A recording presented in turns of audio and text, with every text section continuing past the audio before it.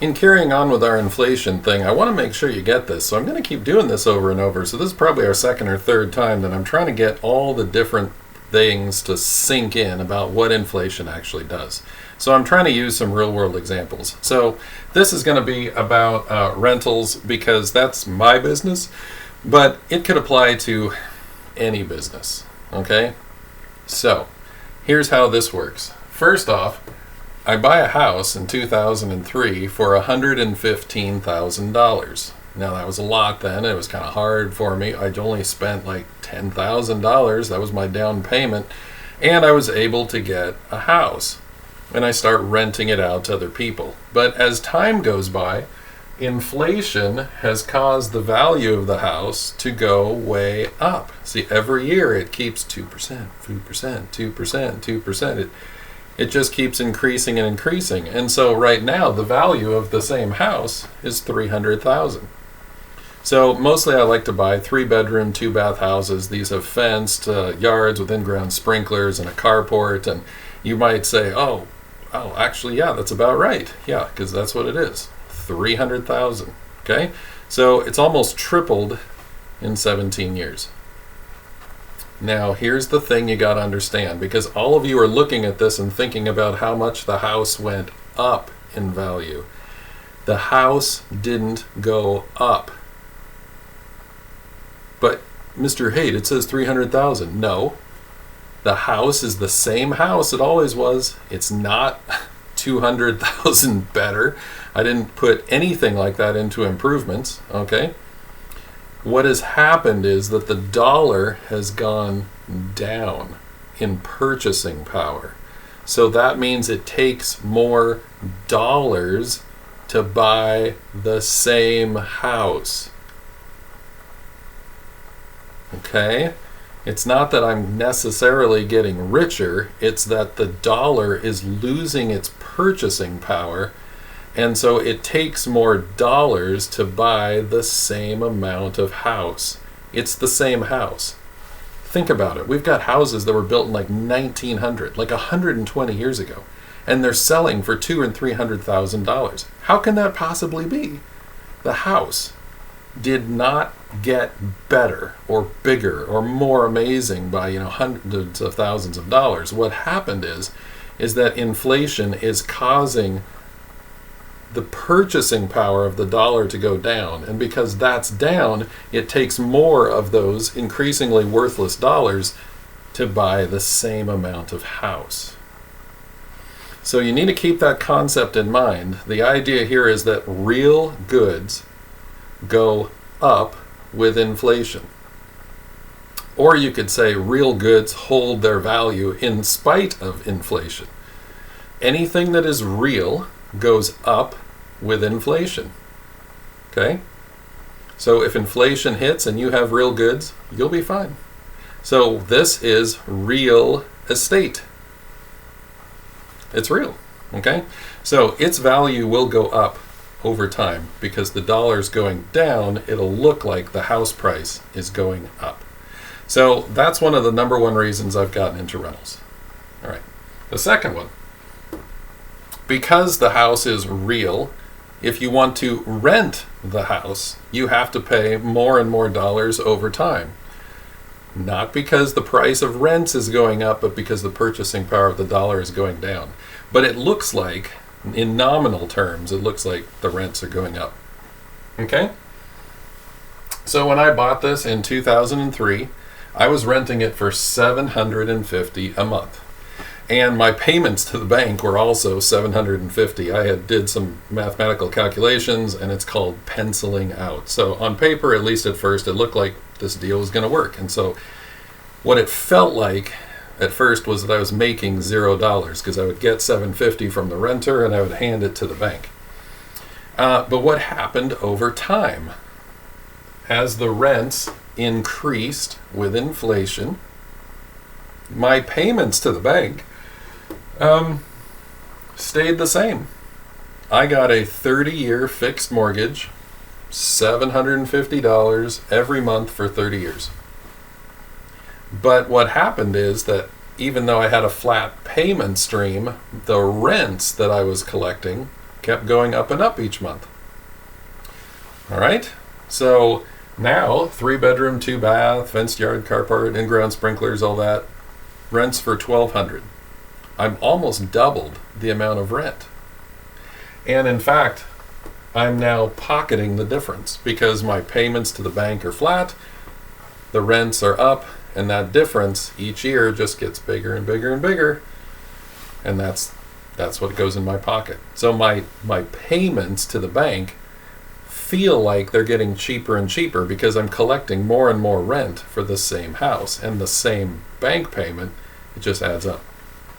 And in fact, I need to look for some new investments because these are all paid off. I actually was collecting so much money that I just paid the whole mortgage off, and now I own it straight. So I either need to buy some more rentals or I need to open up some new business stuff. So, okay. So this is how people who get rich accumulate stuff, because they're using debt to buy real goods that then, if they know inflation is coming, go up over time. So they go up in total value and they go up in productive value. All right.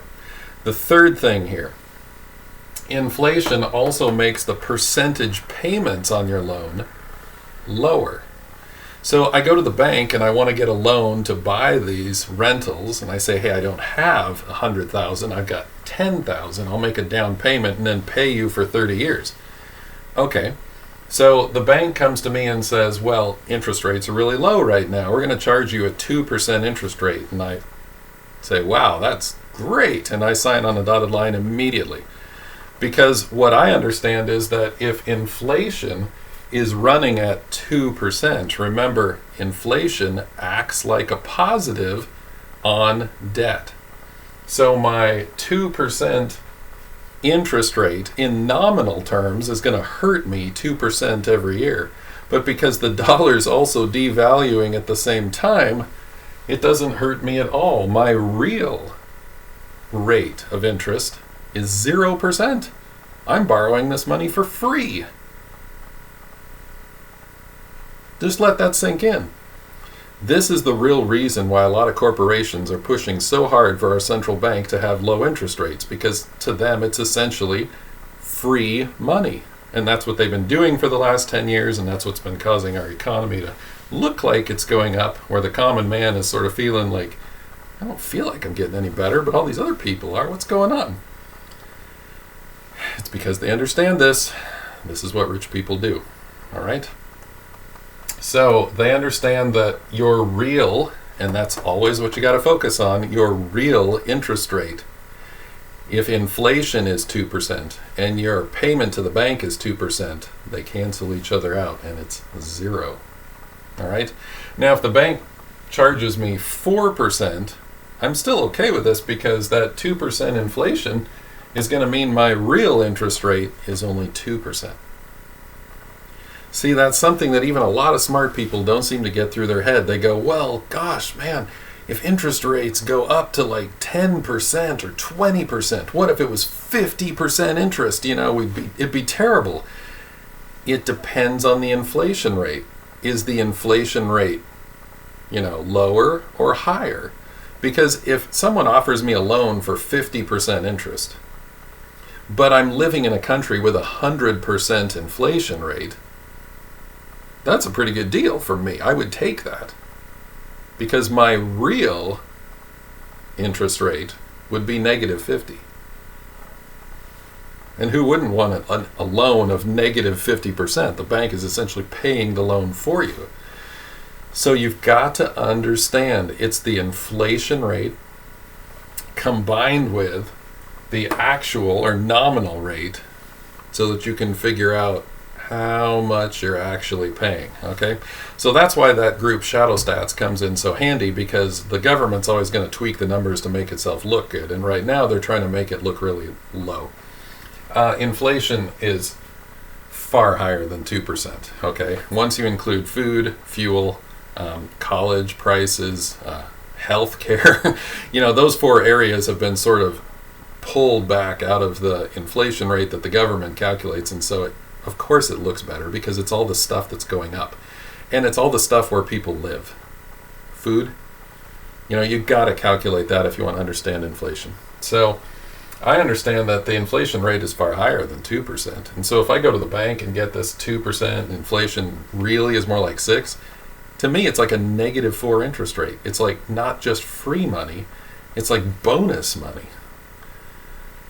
So why is everyone borrowing so much money these days? Well, at these rates, it's ridiculous. Of course they would. It's found money. So they're just going to pick it up. Okay? I don't think it's going to end very well for America when this whole debt explosion collapses, but we'll find out. It'll be interesting. Certainly that. Okay. One more reason that you want to get into business, besides these 3 ways that inflation helps you in your business. The government also wants to encourage it by saying that all expenses are a tax write-off. So I can have, $20,000 of profit, but my insurance on the house brings it down, a couple hundred, and then my taxes, there's several thousand, and then I have to fix some things, and then I have to go over there and check on it, and then I have to pay a tax accountant, and then all these expenses just keep lowering it. And so it'll say, hey, you took in $20,000, but your taxes are only on the $5,000 that are actual profit. All the rest was a tax write-off. So I get taxed on only what I make, not what I earned. Pretty sweet if you're a business owner. So you got to understand the way the laws are written. Everyone in the government and the central bank is pushing for inflation, so it gives you these 3 advantages. And as if that wasn't enough, if you want to start a business, all your expenses are a tax write-off. And so what they really want you to do is start a business. Everything in this country is geared towards starting a business. And the last thing you need to understand is that a business is a real thing. So that's why it always goes up with inflation, and that's why it has these things. So a business protects you from inflation. It helps you benefit with inflation. It gives you extra benefits in the laws. So start a business.